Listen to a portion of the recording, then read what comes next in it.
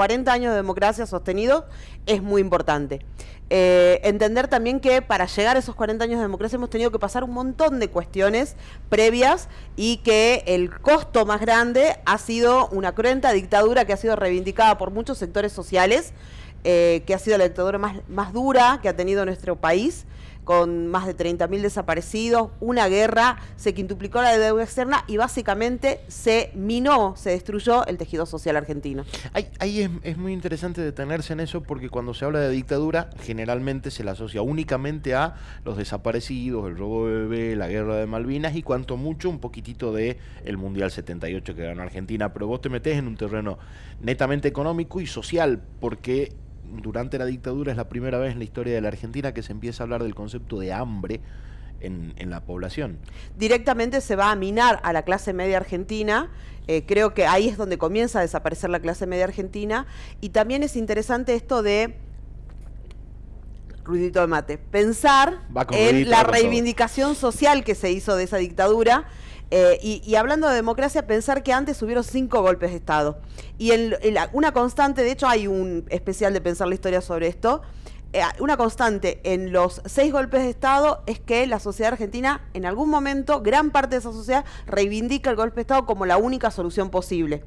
Hay una anécdota, en el primer golpe de Estado del 30, el 6 de septiembre de 1930, se va a derrocar a un presidente elegido democráticamente que era Hipólito Yrigoyen, y hay una anécdota muy bien relatada que dice que mientras los tanques de guerra iban desde el Campo de Mayo al centro de la ciudad de Buenos Aires, salió una persona, una mujer, y los aplaudía, los saludaba, ¿no? Había gente que aplaudía a los tanques de guerra. La anécdota representa cómo se reivindicó y cómo se pensó o cómo se pensaba en los golpes de Estado como una solución. Y hay una frase de una señora de la oligarquía que dice: a la larga Uriburu es más grande que San Martín porque San Martín nos liberó de los españoles, pero Uriburu nos liberó de la chusma. Claro, es el concepto de la oligarquía argentina, que no tolera otro gobierno que no sea de la élite. No nos olvidemos que Yrigoyen es un gobierno elegido por primera vez con la ley Sáenz-Peña, lo que implica el acceso de los sectores medios al poder, y por ejemplo Yrigoyen va a ser el que va a empezar de alguna manera a abrir el acceso, por ejemplo, a los cargos públicos a personas que no eran de la élite. No, o sea, cargos burocráticos, cargos, lo que llamaríamos un empleado público. Entonces, ya de alguna manera está cambiando la perspectiva con respecto a quiénes son los que de alguna manera gobiernan, ¿no? Porque no solo es un presidente inesperado, Yrigoyen, porque es un presidente inesperado, que accede, básicamente la oligarquía dice, bueno, le demos la ley Sáenz-Peña, no van a poder hacer nada, nosotros vamos a seguir gobernando. Veníamos de una democracia completamente restringida, que es la democracia de la generación del 80, que era una democracia fraudulenta, nepótica, era una democracia completamente reducida para algunos sectores, entonces esa democracia fraudulenta y nepótica de alguna manera sostenía a unos pocos en el poder.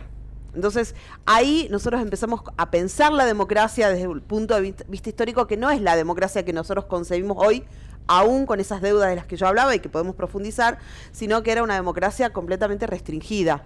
Después de la organización nacional, esta democracia sostenida en el fraude, en el nepotismo y en el clientelismo, era una democracia para pocos. Entonces llegamos a este punto después de muchas dictaduras, pero la última fue la más cruenta, no solamente en términos de detenidos, desaparecidos y asesinatos, sino en términos, económicos. Totalmente, se quintuplica la deuda externa, es la llegada, básicamente, del modelo neoliberal, un modelo que básicamente se consensúa en Estados Unidos. No nos olvidemos que el mundo también es un mundo muy particular, porque es el mundo de la segunda posguerra, el mundo de lo que llamaríamos la Guerra Fría, el mundo bipolar, y como diría Gabriel García Márquez, en ese mundo bipolar los países emergentes, los países pobres como el nuestro, o comían de la sopa capitalista o comían de la sopa comunista o se morían de hambre, ¿no? Y la dictadura militar y sus socios en el poder, parte de la oligarquía, parte del establishment y demás, van a preferir comer de la sopa capitalista. Cuando hablamos de un modelo neoliberal, ¿cómo es que se consensúa en Estados Unidos?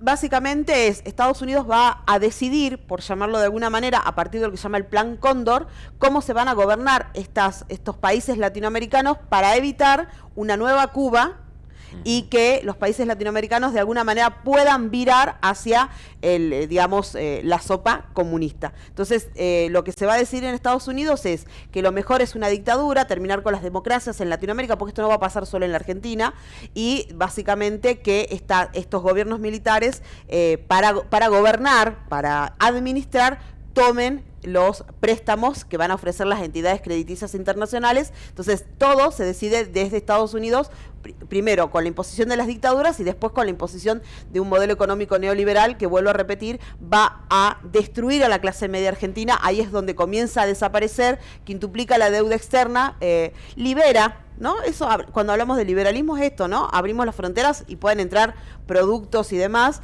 Son muy pocos los que se benefician con eso. Entonces, directamente se va a destruir la industria, se va a destruir todo lo que tenga que ver con lo autóctono, con la creación nacional, por llamarlo de alguna manera. Y bueno, básicamente esa herencia es la que va a recibir el primer gobierno democrático, que es el gobierno de Alfonsín. Yo siempre les recuerdo los discursos de Alfonsín, en este sentido, ¿no? La gran promesa de Alfonsín era la democracia. No había mucho más para prometer, y obviamente le está ya hecho pedazo una crisis económica que no la gesta el gobierno democrático, sino que se venía gestando desde la dictadura. Hablando de la dictadura y de las importaciones, yo recuerdo, y anda dando vueltas y buscan en YouTube la propaganda de la silla, de la dictadura. Que el mismo Estado Nacional te decía que no compres argentino porque era de mala calidad, que compres importado porque era más barato y de mucho mejor calidad. Te lo decía el mismo gobierno. Totalmente. De hecho, esta tendencia neoliberal a desacreditar o a desmerecer la industria nacional es lo que se va a profundizar después en los 90, ¿no? Entonces, básicamente es el mismo gobierno en contra de los productores o de los industriales argentinos, ¿no? Yendo no solo con un discurso mediático, podríamos decir hoy día, sino con medidas puntuales que liberan la frontera y dejan que entran todos los productos extranjeros que compiten obviamente muy deslealmente con los productos nacionales.